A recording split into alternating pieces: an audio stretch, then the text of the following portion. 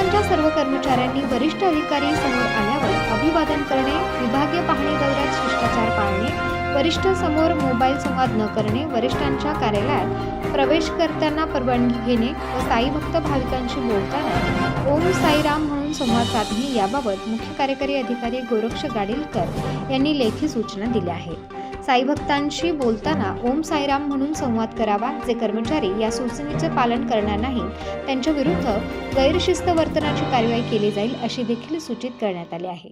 काही कर्मचारी हे साई भक्तांशी संवाद साधताना ओम साईराम म्हणून संवाद साधत नाहीत, साई भक्तांशी सौजन्याने वागत नाहीत, ड्युटीवर असताना मोबाईलमध्ये व्यस्त असतात अशा स्वरूपाच्या तक्रारी संस्थांना प्राप्त होत असल्यामुळे साईबाबा संस्थांच्या तदर्थ समितीचे अध्यक्ष यांनी नाराजी व्यक्त केली म्हणून हे आदेश काढण्यात आले आहेत। उत्तर महाराष्ट्र न्यूज नेटवर्कसाठी किशोर पाटणे, शिर्डी।